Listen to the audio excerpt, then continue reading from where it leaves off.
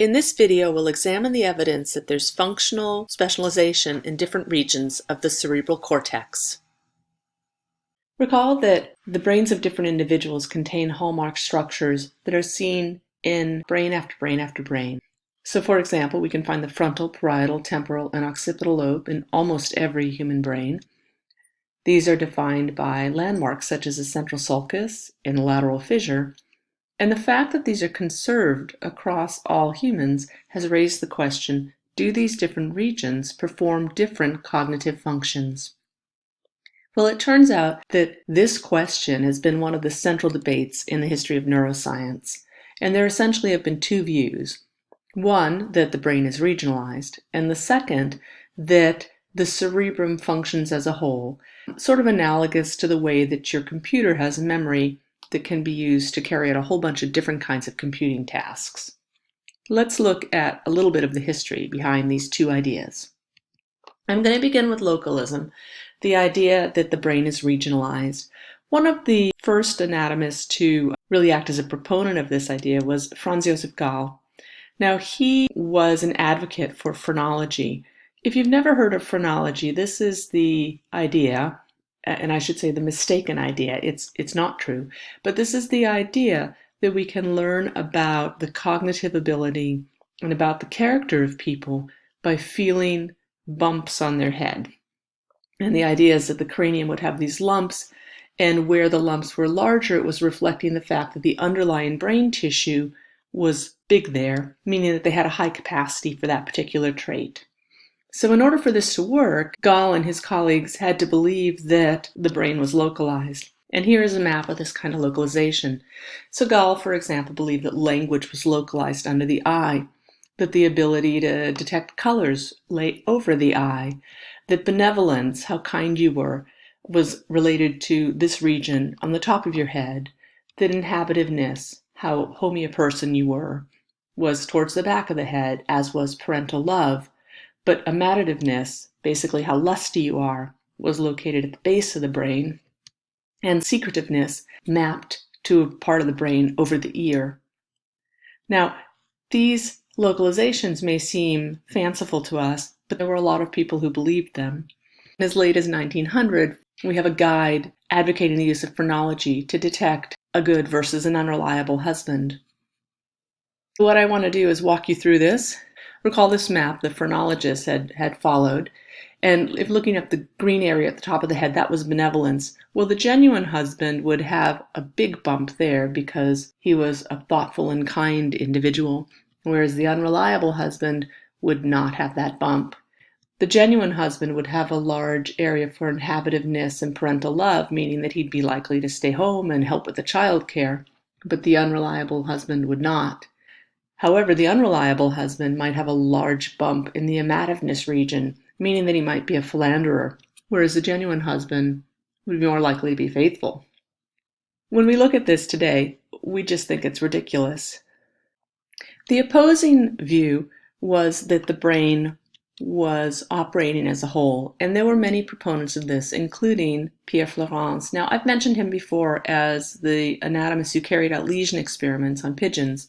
And you may remember that he had previously concluded that the cerebrum was the site of all intellectual faculties, but then he asked if all these faculties occupied the same site or whether different parts of the cerebrum were specialized for different functions. I will quote, he said, one may remove, be it from the front, from the back, from the top, or from the side, a certain amount of the cerebral lobes without losing their functions. A very limited portion of these lobes suffices, therefore, for the exercise of their function. Relative to this removal, all functions decline and are gradually extinguished, and beyond certain limits they are completely lost. Therefore, the cerebral lobes contribute in their entirety to the full exercise of their function. In other words, Flourens believed that the cerebrum was acting as a whole. In hindsight, we recognize that Flourens's experiments were limited by the relatively crude surgical approach and also by the fact that he carried them out in the pre-antibiotic era so that inflammation could result damaging many other brain regions. This view that the brain acted as a whole rather than as a regionalized structure persisted, and one of the proponents in the US was Carl Lashley, who was on the faculty at Harvard. He was a psychology professor who did a lot of work on maze running with rodents. Here is a figure from one of Lashley's papers showing 4 different mazes. He used them to train mice to run through from a starting position to where the food source was. And then after he had trained them, he would operate on some of the animals and others would be sham operated, and then he'd compare their ability to navigate their way through a test maze. And as they did this, he counted the number of errors that they made and then plotted it as a percent of the lesion. What he found was that the greater the percent lesion, the greater the number of errors they made. So based on these kinds of experiments, Lashley concluded that at least for this task, being able to navigate through a maze using spatial memory, the entire cerebrum was necessary, and it seemed to be acting as a mass rather than having different regions be localized for different functions. Well, Gall's idea of phrenology probably strikes you as fanciful, whereas Fleuron's and Lashley's experiments seem to be more rigorous. And so based on what I've told you so far, you might expect that the prevailing view would be that the cerebrum is not localized. But in fact, the opposite's true. Most neurobiologists would say that the cerebrum is localized. So what are the kinds of experiments that led this shift from Lashley and Fleuron's view to the idea that the cerebrum has definite functions in different regions? Well, a lot of the really important experiments came from physicians who described case studies of individuals who had suffered some kind of brain damage and then had a functional deficit. One early and really important contribution was made by Paul-Pierre Broca, who was a French physician. In 1861, he was called to see a patient named Le Borgne. Now, Le Borgne was 51 years old and he had suffered from a number of neurological issues. He had not been able to speak for 20 years, and when people would ask him questions, Le Borgne could only respond by uttering a single syllable, tan. A few days after Broca saw this patient, he died from an infection, and so Broca was able to then examine Le Borgne's brain. And he didn't slice the brain up, he kept it whole and preserved it in alcohol, so we still have this brain today. This is the actual brain of Le Borgne, and what Broca described was that in the left frontal lobe there was damage that he concluded resulted in the inability to speak. A few months later, Broca was called to see a second patient named Lelong, and he could say 5 words: oui, yes; non, no; toi, which he used for the number; toujours, always; and Lelo, his name. Again, when this patient died, Broca examined his brain, and again found damage to the left frontal lobe. And in fact, Broca examined a total of 8 patients with similar deficits in language, and they all had damage to a similar part of the brain. And he concluded that we spoke with our left hemisphere. This work was followed by a number of other researchers, including Carl Wernicke. He also described patients with lesions to the left cerebrum that had difficulty with language. Now, Wernicke did dissect his brain, so I don't have one of his actual brains to show you, but I can show you a modern patient with what's called Wernicke's aphasia. The damage lies in the left temporal lobe, and these individuals can speak, but they don't comprehend language. Still more experiments followed. I'll just tell you about one more set. The experiments that I'll tell you about were performed by Wilder Penfield as part of his work as a neurosurgeon. Penfield performed hundreds of surgeries on the brain, and one of the particular specialties that he had was assisting patients with epilepsy. There are particular kinds of epilepsy in which one part of the brain is overactive, and the seizures that would start would initiate when that particular part of the brain would become hyperexcitable, and then it would sweep over the brain. And the treatment that was available at the time was to go and ablate that damaged part of the tissue, and by ablating it, you would lose that part of the brain, but you could prevent more of these seizures from happening. In order to carry out these experiments, Penfield worked with patients who were awake. They'd be under local anesthesia, and they'd try and make them as comfortable as possible, expose the surface of the brain, and then try to remove only the part of the brain that was damaged, sparing other adjacent parts of the brain. These experiments are relatively complicated, so let me walk you through one of them. What we're looking at here is an image from one of his papers, and what Penfield and his surgical team would do is they would open up the skull, remove the piece of the bone, and then fold back the meninges so that they could see the surface of the brain.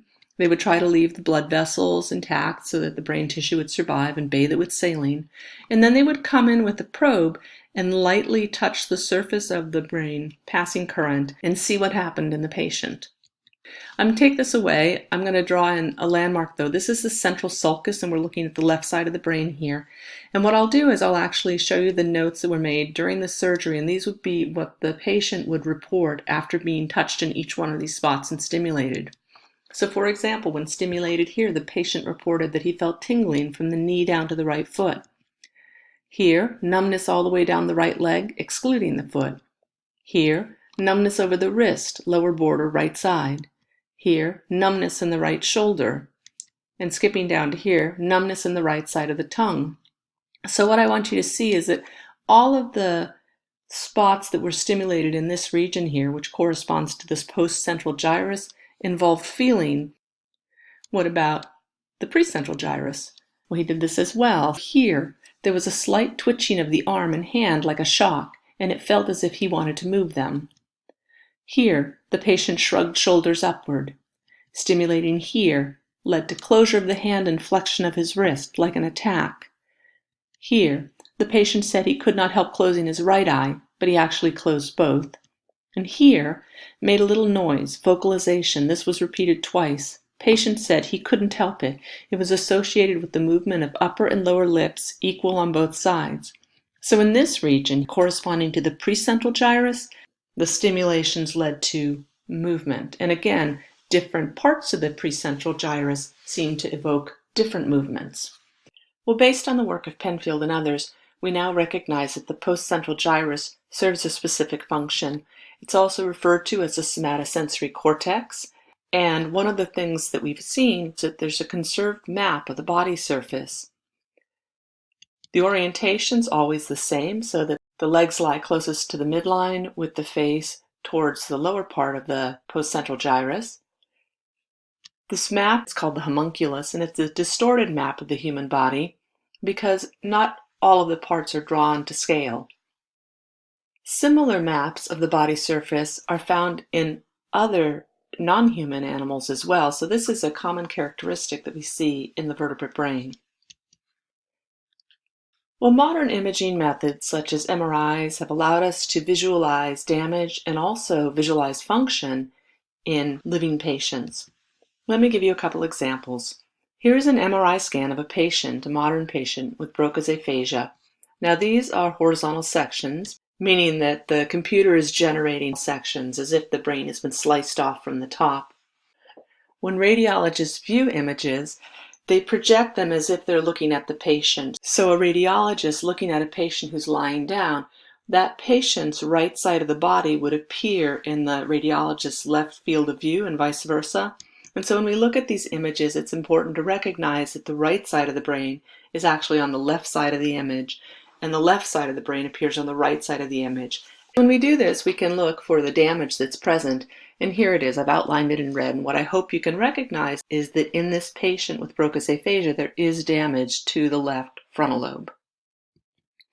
Here's an image from another patient. This patient has Wernicke's aphasia, and now we're looking at frontal sections. Once again, because this is a radiological image, the right side of the brain appears on the left side of each of these images, and the left side of the brain would be projected on the right. We can identify the damage in the left cerebral cortex, but this time it's in the temporal lobe, consistent with what Wernicke described in his autopsy studies.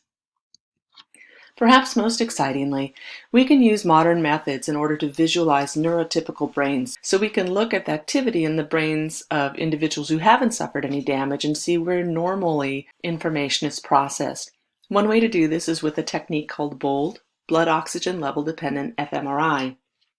And what happens in this technique is the computer generates a bright spot whenever there's a lot of oxygen uptake. We assume this is an area of the brain then that's actively processing whatever task is being performed. In this case, the subject was asked to do a finger tapping task. The researchers said, tap your finger, and the patient would do that until he stopped. In this parasagittal image, and I'll add in the approximate location of the central sulcus, we can see that there's activity in the left side of the brain where we would expect it to be for a right-handed patient. In the frontal view, we can see activity in the left side of the brain when he taps his right finger, and in the horizontal image as well, showing that in normal patients these functions are localized. Here's a different task. This is a verb generation task. What happens in this task is the researcher says a noun, and then the subject is asked to generate a verb, something you could do with that noun. So for example, if the researcher says ball, then the subject might say kick or catch or throw.